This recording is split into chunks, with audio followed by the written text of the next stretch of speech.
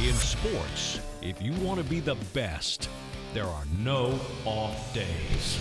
Welcome into the nodpod. He is Chris Cato. I am Scott Smith, and it's just nodpod studios are buzzing because we have NHL postseason, we have NBA postseason, and the NFL draft this week. So it's really the sweet spot in the sports calendar where a lot of things are happening. And I don't know.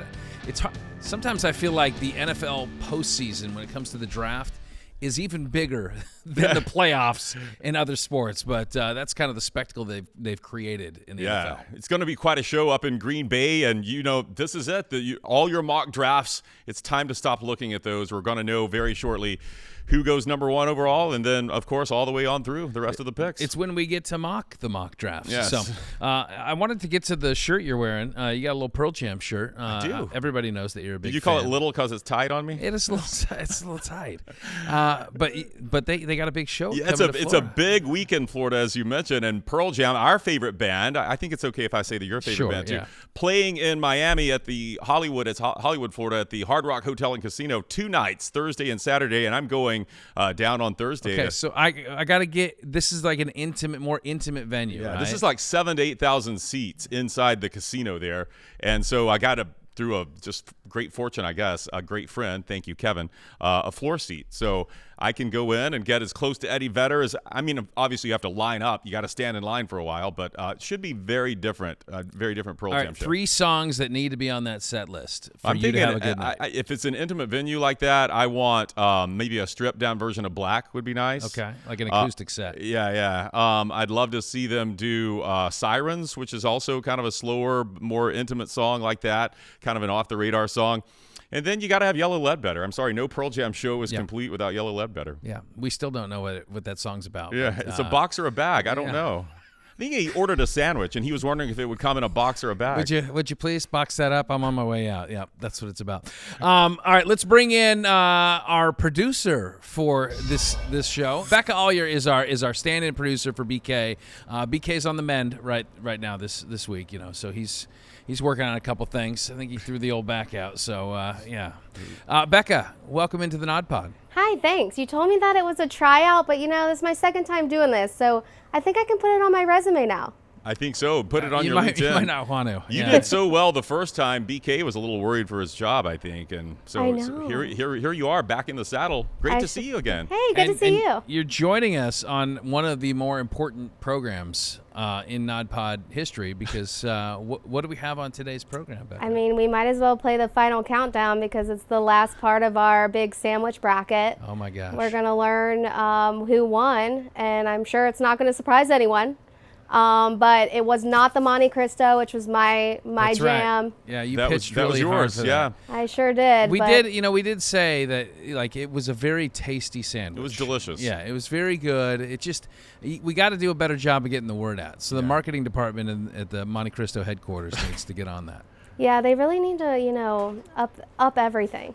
Yeah. Because they didn't even make it out of the first round. No, but you did open our eyes to that delicious, weird, fair food-like sandwich, so thank you for that. My favorite cheesesteak didn't make the finals either, so we were down to Cuban, and we were down to pulled pork. I was an Italian sub guy all the way, and it never made it. It made it to the Final Four, which was good. That's all right. Yeah. No surprise there about the pulled pork and the Cuban here. Yeah, right. None at all. So it's a championship showdown, and we will get your final result by the end of the show. But we also have a great guest coming up. Yeah, he's great at recruiting, and there's a lot of excitement about him. It's Bryan Hodgson from the USF Bulls, the new basketball coach. That's right. Man, what a hire. He's been making the media rounds here locally, and we had an opportunity to catch up with him, so we'll have that interview straight ahead. And Becca, don't go anywhere because I believe there might be a sandwich in your future. Ooh. I believe so. Hopefully you have not eaten dinner No, yet. I have not. Okay, very good. I'm ready. Thank you, Becca. We'll You're catch up welcome. with you momentarily. If you're listening and you want to watch, go to fox13news.com/nodpod. If you're watching and want to listen or subscribe, you can take out your phone, you can zap the QR code, and it'll take you to all of our shows. And if you're subscribed on the podcast, please leave a 5-star review. It's fox13news.com/nodpod. All right, Chris, so this week, it was rumbles from last week. It was this idea that at the University of Colorado, 2 players are going to have their numbers retired. And I know you're probably thinking it's got to be Brian Westbrook or Right. Cordell Stewart or no. close but no cigar. Close by about 30 years, I guess. It's Shedeur Sanders and Travis Hunter. So the two guys that, I mean, are they still enrolled? Are they still technically Were they in ever class? enrolled? Yeah, well, that's another matter. Yeah, but here they're going in the draft, and before their season's even really, gone cold, they're already having their numbers retired. Wow. And, I think it's met kind of with a collective eye roll. Well, this is Coach Prime. He's kind of, this is dad, hooking his son up or his guys and take care of them. But it's an interesting read on it. I mean, I think you could look at them, if you want to look at it seriously and not just give it the eye roll, oh, this is just Dion doing something for publicity. You look at the merits and you look at the timing, right? Because a lot of times when it comes to retiring a player's number, well, I mean, it's usually years after the fact, right? Years. Yeah. We here in Tampa Bay have the Ring of Honor induction, and all this is usually done years after the fact. I will say, though, Bruce Arians, one of those guys that he was just a year removed, and they put him into the Ring of Honor. So I don't think you necessarily have to wait forever. Mm-hmm. I think in this situation, what makes it a little peculiar in terms of timing is that, I think the better play would be to say, hey, let's honor some of the guys that maybe have been waiting a little bit longer. And then, and then we'll get to Shedeur. We'll get to Travis if the time strikes. So the timing is unusual. The merits, though, I think on its merit, Travis Hunter, I think, probably belongs. You're one of, I don't know, do they have any other Heisman winners? Rashawn Salam is the only one, right? So, yeah and Salam's in. He's one of previously who had been four that had been inducted. I think he had to probably wait too long for that. Yeah. But yeah, so I think that the Travis Hunter decision, that makes sense. I get down with that. Shedeur, he put up huge numbers, and he could be a great quarterback in the NFL. Only there for 2 seasons, and so it's. I think in terms of the trajectory of where he was at, if he'd played probably another season, he probably breaks every passing record at CU, but I'm okay with that. I'm still okay. The merits on Sanders, I still, even if they did it a couple of years down the road, I'm still thinking it's probably all right. But I don't know. It is unusual. I think it is a Coach Prime move, and probably to merit some headlines. He's good at that. So how did you read the situation? Yeah, I don't have a dog in this fight. I don't dislike. Actually, I kind of admire what Dion has done there in his short time, and the fact that he's staying even after Shedeur is graduating and leaving, I think says a lot about him. I think a lot of people doubted he would be there this long. I do think it's too early. Just, as I have no problem with Travis Hunter retiring his number. This guy did things on both sides of the ball that we haven't seen in 100 years. He played every snap. He won the Heisman. Yeah, go ahead and retire his number right now, which they did. I think it's the Shedeur thing where, you look at it, okay, they didn't win a conference championship. They had one winning season during his 2 years there. And it kind of looks, and you've seen some of this from former Colorado players who were on that 1990 championship team, national championship team, 1990 Buffaloes, who were great players that haven't had their numbers retired. So I think that's where the rub is there are some guys who could be deserving and who brought a national championship home there to Boulder, and they're wondering, hey, that's 35 years ago. Well, I think Coach Prime's argument to that would be, well, that was before my time. Yeah. So I'm going to control what I can control, and my guys on my watch right now. And, and he would probably say, yeah, that is a shame that maybe some of those guys from those great 1990s teams, they won a national championship, that, that Cordell Stewart's number is not retired. That is a shame. But I'm going to control this situation.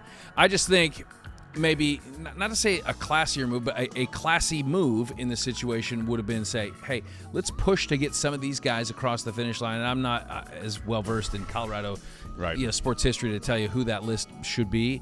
But I would say, fight for those guys that have been waiting, and then also get your guys across, even if it's at the same time. So it's like, hey, we're going to have an induction ceremony that includes, 4 numbers retired. And 2 of these guys are from 3 decades ago, and then we're also going to include Sanders and Hunter. That would be, I think, a little bit more of a classy step. But then I look at it and I say, well, this tells me that Coach Prime's saying, I don't know if I'm going to be here next year. Yeah, I don't know if I'm ever going to be able to push this across the line, and when I'm gone, right? So, Dad doing a solid for his son, and and I guess, I don't know. I mean, look, they deserve to be honored in some respect. They did help turn that program around, and all three of those guys, without what they did for Colorado, they would still be scraping the bottom of the barrel. Yeah, right, in the no conference. doubt. So, all right. So speaking of the draft, Jackson Dart, he's one of those guys that was a fringe guy going into the first round, whether or not he would go in the first round, and he had initially, I think, accepted an invitation to the NFL draft, and then decided, you know what, I'm not going to be there. I'm not going to sit in that green room. Did he make a mistake? So he's saying he's not going now? Not going. Oh. I think he may have made a mistake, because it looks like with all of the latest mock drafts and projections that a lot of these have him going in the first round. So let's just ignore. Like, let's say he very well doesn't go in the first round. And as we tape this, we haven't seen yet, right? So, but even if I'm probably not going to go in the first round. Do you go? If Chris Cato is one of the high potential draft picks. Yeah. Oh, that would be a fantasy world. Would you got the invitation to go to the draft, the spectacle that it is. Yeah, I don't know. We talked about this a little last week. I think we were discussing Jalen Milroe getting invited and going, and I don't want to be that quarterback. It is always a quarterback who the camera is on all the time because he thinks he's about to hear his name called, and then he doesn't, and now it's pick 20, and now it's pick 25, and now you're out of the first round. I think there's always that. Will Levis, I think, was the poster child for that last year. It's just uncomfortable unless I was getting nothing but, absolutely positive draft feedback that I'm going in the first round. I don't know if I'd want to be that person. I'd rather just hang out with my friends and family. I would risk the embarrassment. Yeah. I think it would be kind of almost.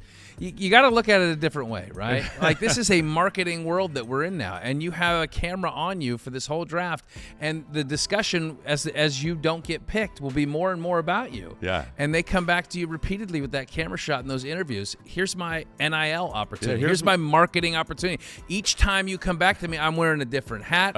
I got like a different energy drink object in my hand. Like, I am selling this. I love it. For as long as it takes. You're right. I was very short-sighted with my answer. That's it. There you go. Put me on camera. If we don't have some type of Jackson dartboard up in that green room where he's thrown it in teams, and there's just a vast marketing opportunity for Dart, and I think it's just an opportunity missed. Yeah.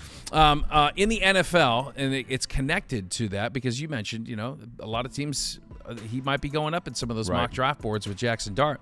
But could the Pittsburgh Steelers be a team that goes in on Dart? Because, they tried to get Aaron Rodgers here in the offseason, and at this point, he has not signed with anybody. They put an offer on the table, and Rodgers is kind of taking a step back. He didn't say anything disparaging about his visit with the Steelers, but he's like, I'm just not ready to make that decision yet, and I think he's citing some personal reasons right now. But, I think maybe it has to do with some other teams. If there's some other teams in the mix, a more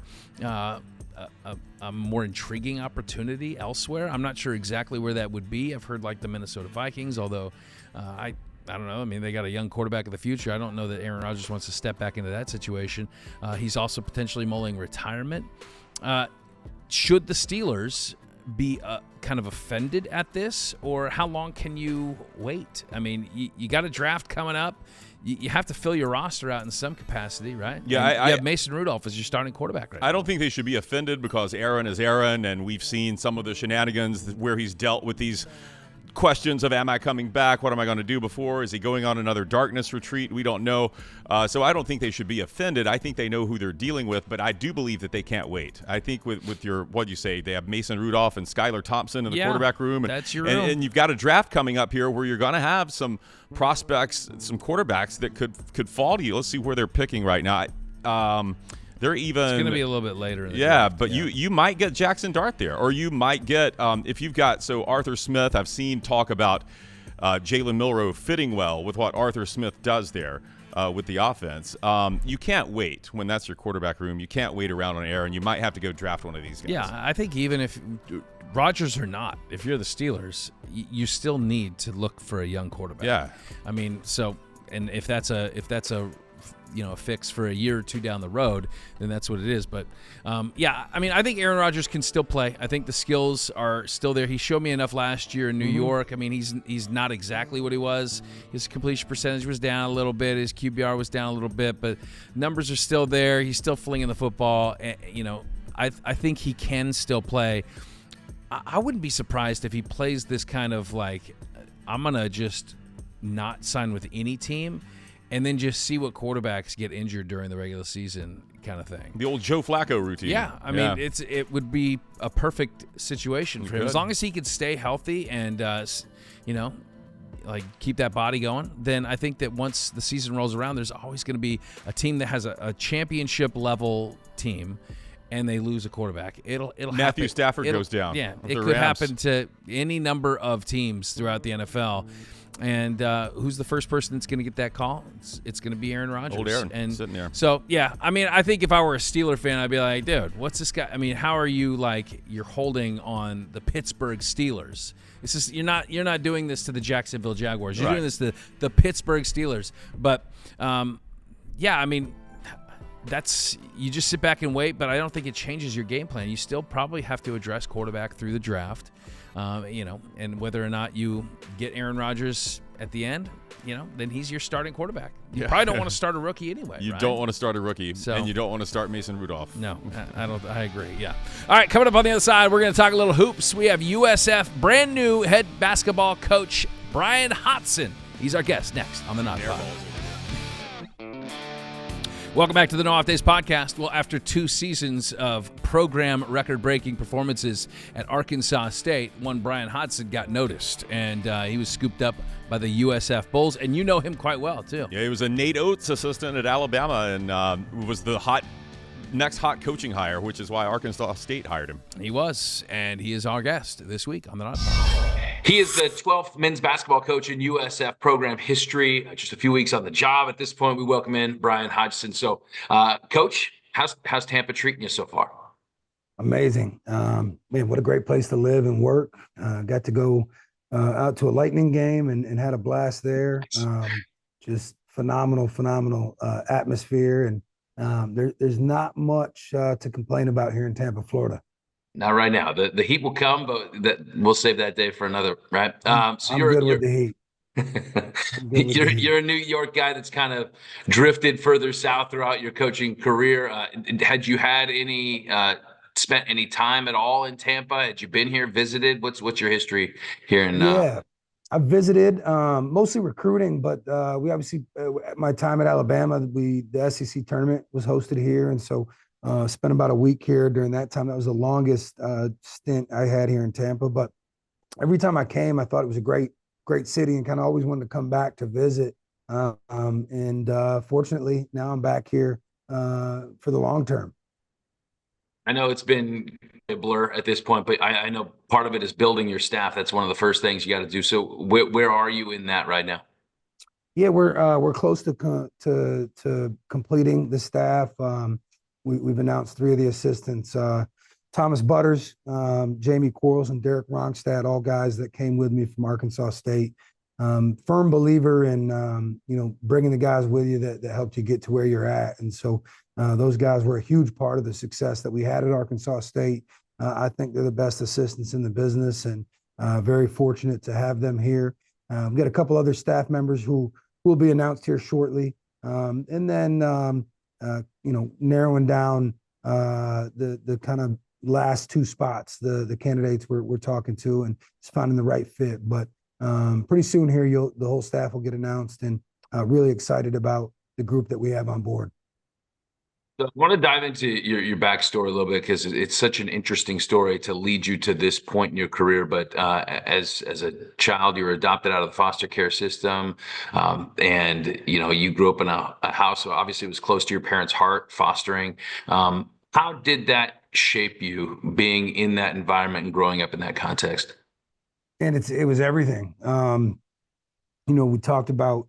You're going to hear me say this a lot. I talk about with our guys and staff and just people I interact with about using our experiences in life as a ladder and not a crutch. And so, there's a lot of things about my childhood that I could hem and haw and complain about and act like it was just horrible. But I'll tell you what, they all shaped me in a very positive way. And so very fortunate to be adopted. Foster care and adoption are 2 things that I'm very passionate about. And there's a lot of foster children out there that aren't fortunate enough to be adopted at such a young age. And so I didn't have to go home to home in the foster care system. I spent all my time at the Hodgson household, who later adopted me.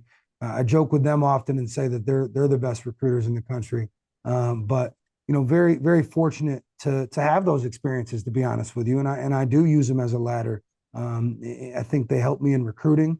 You had 80 to 100 kids come through the household that I lived in by the time I was 14 years old, from every walk of life. And so got to interact with people from different backgrounds and different experiences, and whether it's race, religion, you name it. And I'll tell you one thing about athletics in general, sport in general, is it brings people together. When a football game comes on, race, religion, political beliefs all goes out the window, right? And I think that's one really cool thing about my profession and about the job. And I think that experience growing up in the foster care system has definitely helped me become a coach and a leader of young men. It's how it's impacted you as a dad now, because you have a young son, Jet, and I know that there's not many things that really shift your perspective in life, like becoming a parent. So how much has your own upbringing impacted you as a dad now? A ton. I was very fortunate. My father, Larry Hodgson, is the best father you could ever ask for. I mean, when you adopt someone, take someone into your home and adopt someone that you and your wife didn't give birth to, but yet you raise them and treat them as if you did, and no differently than as if you did. That takes a special human being. And my dad is an amazing father. And so, when it comes to raising my son Jet, I really look up to the upbringing that I had and the things that my father provided for me, the life lessons and the experiences, and so really try to embody all the things that he does and did for me, and continue to do that for my son.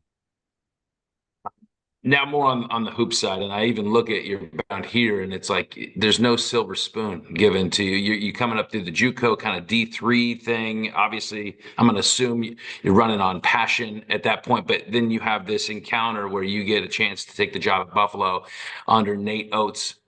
What was that like at that point in time when you look back at that season of your life to get that opportunity? I assume it was just a chance of a lifetime. Yeah, it was. It was a chance of a lifetime, and one of the best days of my life. My passion, since I was a child, you kind of connect the dots with growing up in foster care, right? There'd be times where I'm sharing a bedroom with 4 or 5 people, and my escape was to go out in our driveway and shoot hoops. My brother was on an academic scholarship at St. Bonaventure University, and to build a relationship with me, he would take me to St. Bonaventure games, and I fell in love with the game at a young age, and it was kind of my outlet to get away from the craziness, the good craziness of the Hodgson household, right? And from a young age, I just loved everything about basketball. And I wasn't a phenomenal player. I was good enough to have an opportunity to get to play college basketball. And my dad wasn't a coach. And so you talk about the silver spoon piece. I take pride in the fact that I've earned everything that I've gotten every step of the way in this business. And when I got that call from Nate Oates, I used to just dream about being a Division I basketball coach. And I would have, at the time I was coaching in Midland, Texas, at Midland Junior College. It was the first time I'd ever left the state of New York to live, and had a great experience. But when I tell you I would have walked to the University of Buffalo to get that job, I mean it. And so when Bobby Hurley, who originally was the one that made the contact, called me to offer me a job, and then it later became Nate Oates, obviously stepping into that head coaching role, it was really a dream come true. And for me, what was even more cool about it, it was in my hometown. I'm from Jamestown, New York. It's a south suburb of Buffalo, about an hour and 15 minutes south. I mean, it was home. Mom and dad were there. My family was there. So not only am I Division I basketball coach at 26 years old, I get to do it in a place that I loved and was passionate about. And that experience helped propel me to having success as an assistant at Alabama under Coach Oates, and eventually later having a good 2-year stint at Arkansas State. And so when I say it was a dream come true, it truly was. as is this opportunity that I have right now to lead this program here at South Florida. We're going to take a quick break with Coach Hodgson, but we have more coming up on the other side. Don't go anywhere. The Nod Pod continues, and we will have a sandwich result soon enough. Stay with us. Welcome back to the Nod Pod. Our guest this week on the show is Bryan Hodgson, new USF men's basketball coach. He's been a busy man assembling that staff, bringing in new players, as is the portal season. So, but it was interesting in the first block to kind of hear some of the background and his family history. He's an interesting guy, and we'll have more with our conversation with Coach Hodgson. Take a listen. Coach Oates describes you as an elite recruiter, and in your introductory press conference, you mentioned how it's all about relationships, the importance of relationships in this kind of transactional landscape that sometimes we kind of find ourselves in here in college athletics. It seems like that, like on the recruiting trail, like what does that look like on the recruiting trail? Because everybody wants to be a great recruiter. Everybody wants to build those relationships, but you seem to have found a nice little mix. Yeah. So I'll tell you this, we talk a lot about having transformational relationships as opposed to transactional relationships. Right now in college athletics, with the rule changes and the house settlement and NIL and the transfer portal, it's forced a lot of things to be transactional, unfortunately. But I firmly still believe that the genuine relationships and the transformational relationships are still going to win out. And I'll tell you what, during this portal process and building the roster here, some of the young men that you're going to see end up on this roster, those are happen because of relationships that were built 15 years ago. Coaches and parents that trust me to coach their son based on a relationship that we built, 10, 12 years ago when I was coaching junior college. And so as much as things have became transactional, like I said, we're going to pride ourselves on still having genuine relationships that are going to win out for us in the end. And in recruiting, I think I said it earlier in a conversation I was having, 18, 19, 20-year-old men, they're going to smell BS from a mile away, right? And so I think the more upfront and truthful that you are with them, and when they realize that you're genuine about helping them grow as young men and as basketball players, I think you're going to put yourself in a good position from a recruiting standpoint, and we're going to do that. And I just used the word truth. I talked about it in my press conference, and I'm going to talk about it now. We're going to continue to embody that truth mantra that Coach Amir set in place here. The acronym. He lived that every day. We want to live that every day, and ultimately, we believe that that's a true path to success for our basketball program here, and so we're going to continue to carry that on in his honor, and I think that again, that baseline and those genuine relationships are going to pay dividends for us here in our program. Coach Amir, and this team has obviously been through a lot over the last year, a lot of change. What has been your main message to the guys that are on roster now, as you're just kind of getting to know these players, right? Yeah, I think the biggest thing, this isn't a rebuild, right? Most guys, when they take over a new job, it's like, all right, we've got to start from scratch, right? No, this team won the American Athletic Conference 2 years ago, and so to me, I'm just extremely fortunate to come into a situation where such a solid, strong, respected foundation was laid by Coach Amir, and so we're going to continue to conduct a lot of business in the same manner that he did. He was so passionate about South Florida, so passionate about his relationship with the community and the student body. We're going to continue to do that every day, and so I've told the guys and the returners that are here and some of even the staff that's going to stay on with us. We're not going to rewrite the book. We've got the answers to the test in a lot of ways because of the foundation that's been laid here. We're going to build on that, and we're going to continue to promote the energy and enthusiasm that we have about this place, and that combination is going to lead to really good things. I think a lot of people will look back at what you did so quickly at Arkansas State and 20-plus win seasons, a trip to the NIT. I mean, for that program to turn that thing around so quickly, a lot of people would just say, okay, well, copy and paste. Let's do that blueprint here. But did you find was the key ingredient there that you kind of like from a foundational standpoint that you had to establish that kind of set everything else off? Yeah. So in these interviews and press conferences and podcasts, and you hear the word culture all the time, right? It's thrown around so much, but it's an important thing. What I'll say about culture is, my former boss at Arkansas State, Jeff Purinton, always said this, and I've kind of adopted it, and I truly believe it. Culture really at its core is the accumulation of good people. That's culture. I don't think culture is necessarily taught in some aspects. Yeah, there's some growth there, but it's really, when you break it down to the nuts and bolts, culture is the accumulation of good people. And we hired and recruited really good people at Arkansas State. And we're going to do the same thing here at South Florida.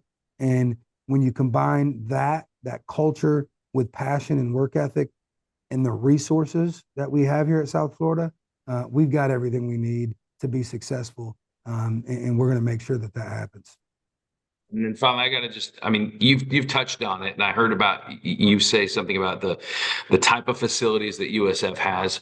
But you were a hot commodity in the offseason. There were other teams or other schools that wanted you. What was it about USF that you just couldn't shake or immediately stuck out to you as like, hey, this is the place we got to build? Yeah, it was, and I promise you, this is not lip service, because you said it. I had other opportunities. The alignment and passion from the leadership here is everything that I needed to see and hear. From Michael Kelly to Lee Butler to Jay Stroman to William Weatherford, and you can go down the list. I can, vice chairman. Everybody that I spoke to was on the same page and was extremely enthusiastic about the direction of the athletic department and the university as a whole. When I got the opportunity to meet the president, same thing.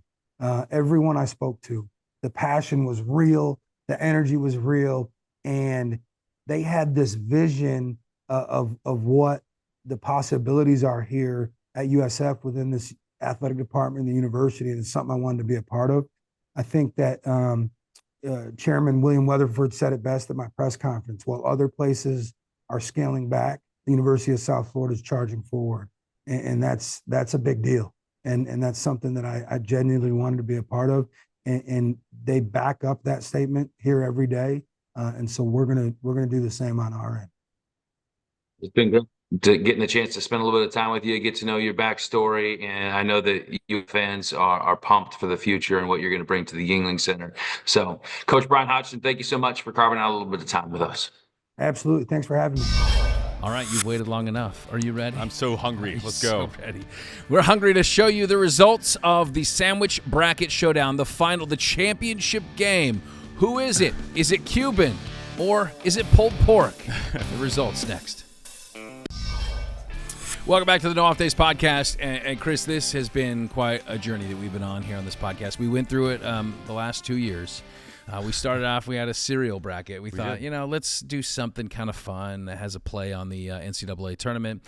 And we found out back then that Cinnamon Toast Crunch, much to no one's surprise, was the best cereal in the world. They cut down the nets. They certainly did. Then last year, we came through with a cake bracket. A lot of people have opinions about cake, but in the end, it was really not a surprise there. It was always chocolate. It was always going to be chocolate. It was always going to be chocolate cake. We all knew it.